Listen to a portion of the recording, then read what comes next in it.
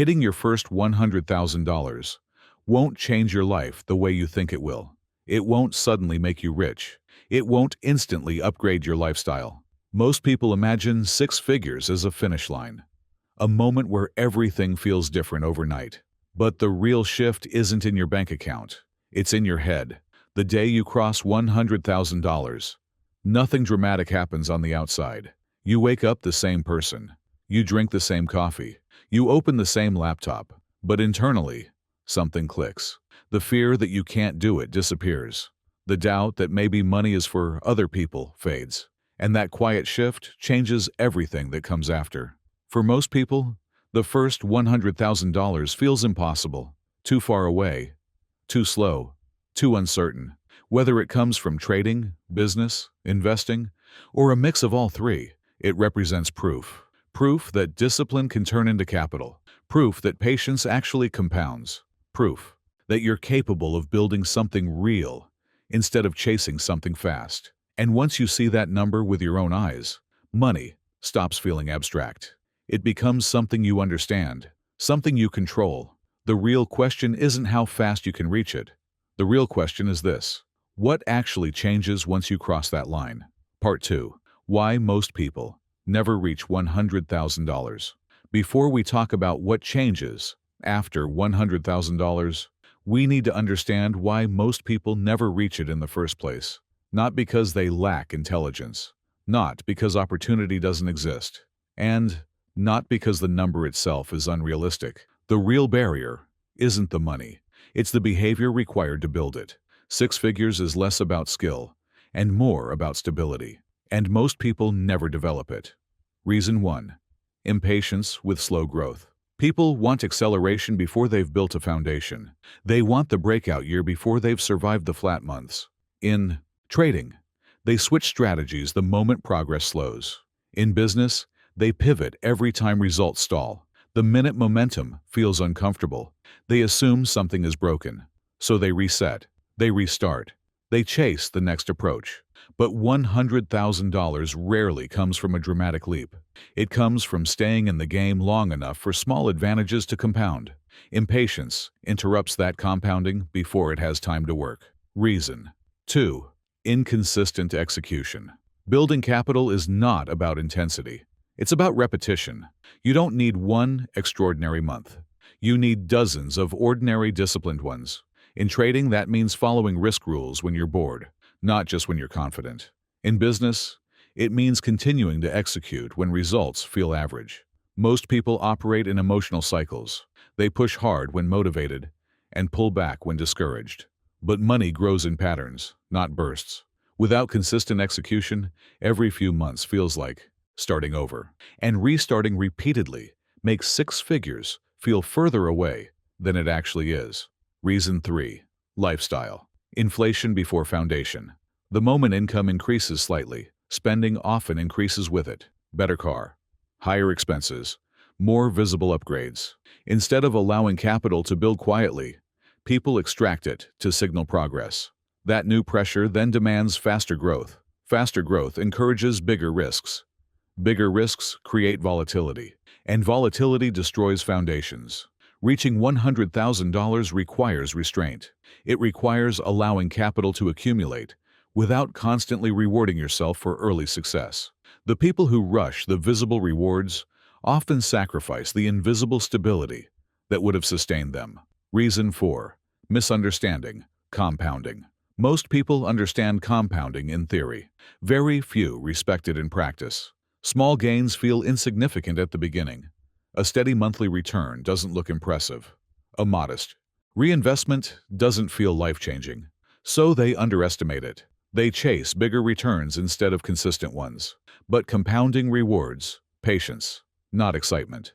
10% repeated consistently will outperform random spikes over time. The first $100,000 feels hard because growth is slow in the early stages. It takes maturity to keep building when the results don't look dramatic yet. Reason 5. Fear of committed risk. There is also quiet fear. Not panic, not visible anxiety, subtle hesitation. Growth requires exposure. In trading, that means risking capital responsibly but consistently. In business, it means reinvesting profits instead of hoarding every dollar. Many people hover just below meaningful scale because they never fully commit. They either become too cautious to grow or too aggressive to sustain.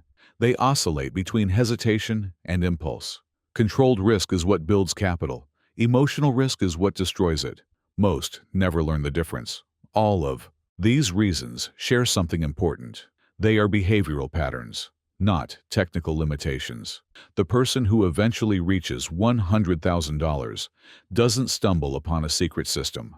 They don't suddenly become smarter. They gradually remove self-sabotage. They extend their time horizon. They reduce emotional volatility. And over time, that stability compounds into a number that once felt distant. By the time someone crosses six figures, the money is just evidence. The real shift happened long before the balance reflected it. Part 3. What actually changes after you cross $100,000? The moment you hit your first $100,000, something subtle but powerful shifts. Not in your lifestyle, not in your postcode, not in how people treat you. The shift happens in how you think about money itself. Before that line, money feels fragile, temporary, easy to lose. After that line, money starts to feel repeatable. That's the first real change. Before $100,000, every loss feels heavier than it should. A bad trading month feels threatening. A slow business quarter feels personal. When your capital is small, every setback looks dramatic because it represents time and effort slipping away. But once you've built six figures with your own discipline, fear loses some of its intensity. You've already proven you can create capital. You've rebuilt through drawdowns. You've survived volatility. So when turbulence appears again, you don't panic the same way. You adjust, you respond. Losses don't disappear, but they stop feeling catastrophic. Your relationship with risk changes as well. Early on, risk often feels urgent. You're trying to grow quickly, trying to reach stability. That pressure distorts decisions. You might overextend to speed things up, or hesitate because you're afraid to fall backwards. But after crossing that threshold, risk becomes more strategic. You begin thinking about preservation as much as growth. The question shifts from how fast can I scale this to how well can I protect what I've built. That single adjustment transforms how you trade, how you invest, and how you expand a business. Time also feels different. When you're building toward your first major milestone, progress is measured in weeks and months. You watch every fluctuation closely. You monitor every small movement.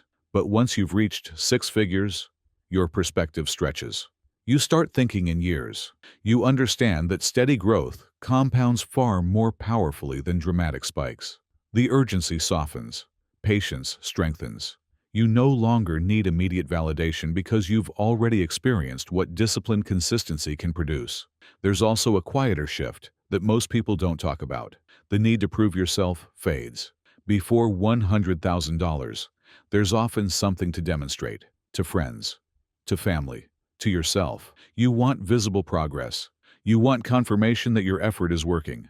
But once you cross that line, the validation becomes internal. You don't need to announce it. You don't need to display it. The quiet knowledge that you built it is enough. That internal stability reduces impulsive decisions. You're no longer chasing outcomes to justify your identity. And then money itself changes meaning. At the beginning, money is the target, the milestone, the thing you're chasing. After $100,000, money becomes a tool, a base, a resource you can deploy. You think less about accumulation and more about allocation, less about income and more about assets, less about the next big win and more about sustainable growth. That mental transition is powerful. It shifts you from someone trying to make money to someone managing capital. But here's the truth. None of these changes happen automatically just because the number increases. They happen because the process of building that number reshapes you. The balance is proof. The discipline is the real transformation. And once that discipline becomes part of your identity, the game stops being about reaching six figures. It becomes about maintaining control over your decisions, regardless of the number attached to them. Part 4. The identity that builds beyond $100,000. The biggest change after your first $100,000 isn't financial. It's structural. You stop thinking like someone trying to make money. You start thinking like someone responsible for capital. That shift is subtle, but it alters everything that follows. Before six figures, most decisions are driven by growth. How do I earn more? How do I scale faster? How do I increase returns? The focus is upward. After six figures, the focus becomes balanced. Growth still matters, but protection matters just as much. You begin asking different questions. What's my downside exposure? How resilient is this income stream? If the market turns, how prepared am I? That mindset alone separates those who build once from those who build repeatedly. You also stop tying your identity to single outcomes. A profitable month doesn't define you. A losing quarter doesn't break you. When you've crossed a meaningful threshold through discipline, you no longer need constant reassurance. You've seen what consistent execution can produce. That experience anchors you. Instead of chasing highs, you protect stability. Instead of reacting emotionally, you think structurally. It becomes less about excitement and more about sustainability. There's another shift that often goes unnoticed. You start valuing leverage over effort.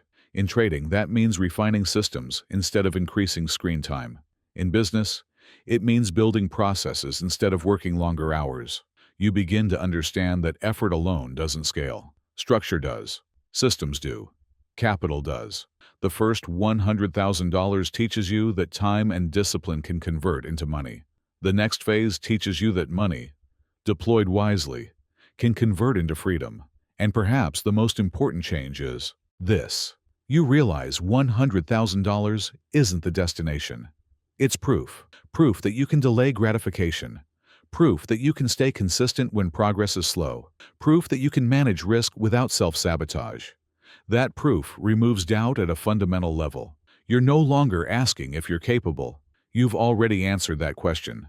But here's the caution. Crossing $100,000 doesn't make you immune to mistakes. Discipline can fade.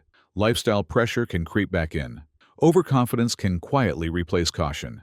The identity that built the first six figures must be protected just as carefully as the capital itself, because the same behaviors that built it are the behaviors that sustain and multiply it. Everything changes after your first $100,000, but not in the way people expect. The car doesn't automatically upgrade. The applause doesn't suddenly arrive. What changes is your internal standard. Your tolerance for chaos decreases. Your patience increases. Your thinking stretches further into the future. Money stops being emotional and starts being strategic. And once you experience that shift, you can't unsee it. The number becomes less important than the mindset behind it. Because in the end, $100,000 isn't about wealth. It's about becoming the type of person who can build it again. If this perspective resonates with you, keep following the channel as we share more other insights, trading stories, and trading motivation tips in future videos.